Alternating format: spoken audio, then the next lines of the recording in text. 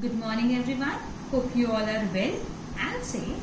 So today we will complete our chapter, like line-wise explanation of the chapter A Baker from Goa. Okay.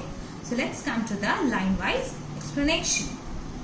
During our childhood in Goa, the baker used to be our friend, companion and guide. He used to come at least twice a day.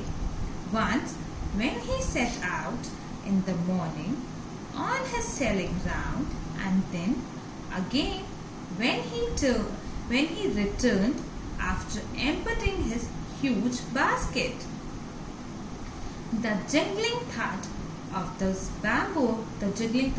bamboo woke us up from sleep, and we ran to meet and greet him. Why was all it so? Was it for the love of the loaf? Not at all.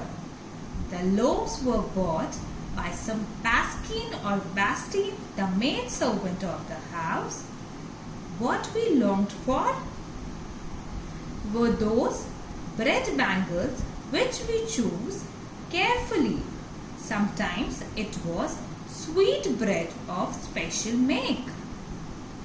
In Goa, during our childhood, the baker was our friend, the baker was our companion, the baker was our guide also. That baker used to come at least twice in a day. Once when he came out, or once when he took out in the morning for selling round, and then the next time or again he came, or when he returned after selling his breads or after emptying his huge basket. The sound of his bamboo is what? The jingling thud. It was the sound of his bamboo. And this sound makes us awake from the sleep, and after getting up, what we do? We ran fast towards him and greet him. Why was it so? Why we used to do so? Is it for the love of loaf that we have? Is that the accurate reason for doing so? No, not at all. The bread loaves were purchased by the Paskin or Bastine named maid servant of the house. For what we waited? We waited for that bread bangles which we used to choose, or which we used to select very carefully. Sometimes what happened? Sometimes it was the sweet bread of special make. The baker made his musical entry on the scene with the jhang jhang sound of his specially made bamboo staff.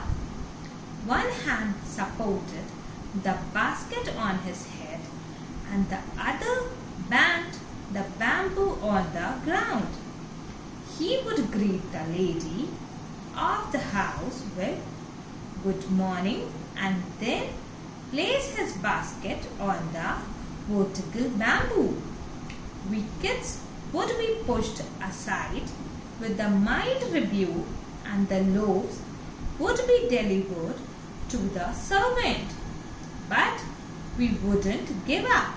We would climb a bench or the parapet or peep into the basket somehow. I can still recall the typical fragrance of those loaves. Loaves for the elders and bangles for the children. Then we didn't even care to brush our teeth or wash our mouths properly. And why should we do so? So what would take the trouble of plucking the mango leaf for the toothbrush? And why was it necessary at all? The tiger never brushed his teeth. Hot tea could wash and clean up everything so nicely after all. The baker often made a musical entry with his bamboo stick. His one hand supported the basket on his head while the other banged the bamboo on the ground. We would go house to house and greet the ladies before handing them over the loaves. The parents would scold the children and make them stand aside. But as eager as they were, they would climb a bench or the wall to peep into the basket. They didn't even bother to brush their teeth before having those bread bangles because it seemed unnecessary effort for them to pluck mango leaves from the branches to use them for brushing the teeth. They considered brushing unnecessary because they thought that hot tea could effortlessly wash their mouth, and they thought that animals like the tiger never brushed their teeth. Marriage gifts are meaningless without the sweet bread known as the bowl. Just as a party or a feast loses its charm without bread, not enough can be said to show how important a baker can be for a village. The lady of the house must prepare sandwiches on the occasion of her daughter's engagement. Cakes and bolinhas are must for Christmas as well as other festivals. Thus, the presence of the baker's furnaces in the village is absolutely essential. Here, it is said that marriage gifts are meaningless or marriage gifts are useless without the sweet bread known as bowl. Like any party, any occasion or any banquet loses its importance or loses its value without bread. It is also not enough to say that how much important a baker is for village. Even the lady of the house must have to prepare sandwiches on the occasion of her daughter's engagement. Cakes and bolinhas are must to prepare on the occasion of Christmas as well as other festivals. This is the reason, or because of this, having furnaces of a baker is very essential, or it is very mandatory. The baker or bread seller of those days had a peculiar different, peculiar dress known as the kabai. It was a single piece long frock reaching down to the knees.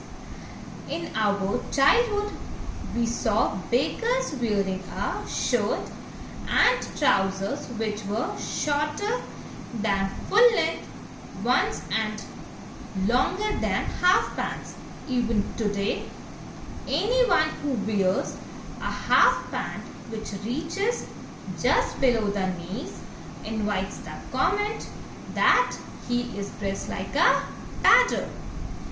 Here it means that those days the baker or the bread seller used to wear different kind of dress known as or termed as kabai. That dress is termed as kabai. And how does this kabai looks like? It looks like a single piece long frock and its length was till knees. This long frock reaches to the knees. Okay. What we saw in our childhood, that how bakers dressed up. In our childhood, we saw bakers wearing a shirt and trousers which was shorter than full length of trouser. Okay. It was longer than half pant but shorter than full trouser. You could say it was longer than half pant or shorter than full pant. Okay. Even today or even now also, if anyone used to wear such a half pant which reaches below the knees, invites the comment that is what the person is dressed up like a badger. The baker usually collected his bills at the end of the month. Monthly accounts used to be recorded on some wall in pencil. Baking was indeed a profitable profession in the old days. The baker and his family never starved.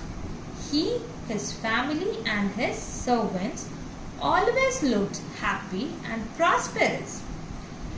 Their plump physique was an open testimony to this.